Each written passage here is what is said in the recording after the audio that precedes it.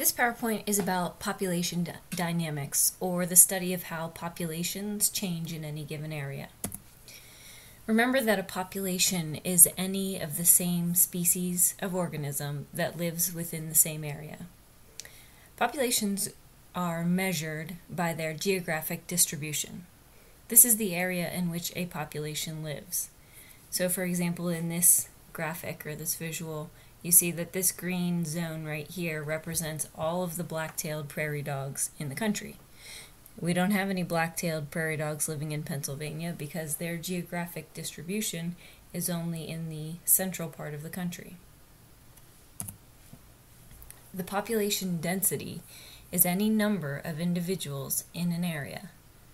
And I know on your assignment it asks you to relate how does this graphic relate to the word population density. Population growth measures how populations grow over time. So for example, in this herd of elk, how has that population grown or changed or decreased in size over time? Growth is affected by 4 factors: the number of births for a species, the number of deaths for a species, immigration, which is the number of individuals who leave an area, and immigration, which is the number of individuals who come into an area. So organisms might emigrate out of an area because of lack of resources, or they're being killed by certain predators. Organisms might immigrate into a population because they had to leave the area that they were currently living in because of the same kinds of things. Some predator was hunting them, or they ran out of food in that area, or there was a forest fire which they escaped but then joined another population of the same organism. So complete this problem. In the city of East Bumble, if 45 babies are born in the year 2008 and 15 people died that same year, what was the growth rate for the city? Give your answer in units of babies per year. Solve this problem by realizing that 45 babies would be adding to the population and 15 people dying would be subtracted from the population. So if you take 45 minus 15, you come up with the number of babies per year as the growth rate. Then determine whether that growth rate was positive, meaning a population increase, or negative, meaning the population decreased. There are 2 types of growth. The first is exponential growth, which you see in the graph over on the right. For exponential growth, organisms reproduce at a constant rate. This occurs under ideal conditions where there are no limits. Food is at an endless supply. Organisms aren't dying for any unknown reason. There's no disease. There's no high predator rates.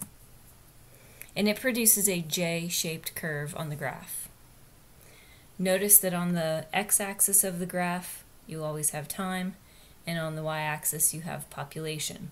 So as time goes on, this particular population grows very steadily.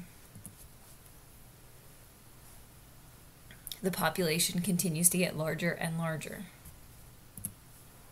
However, this type of growth rarely happens because of competition for resources like food. The other type of growth is called logistic growth. This is growth that slows or stops as resources become less available. So on the graph, again, time is on the x-axis and population density is on the y-axis. But you can see that it starts out looking like a J curve, but then as resources become less available, as there's less food, the growth rate slows down and becomes essentially a straight line or 0. This is called an S-shaped curve. When that growth rate becomes 0, the population is said to have reached its carrying capacity, or the number of organisms that the environment, that particular area, can support. No growth occurs beyond this because of limited resources in the habitat. And when this is also where population growth equals 0. It doesn't mean that the population starts to die off. It just means that the number of organisms in that population is not going to go beyond whatever it's at currently.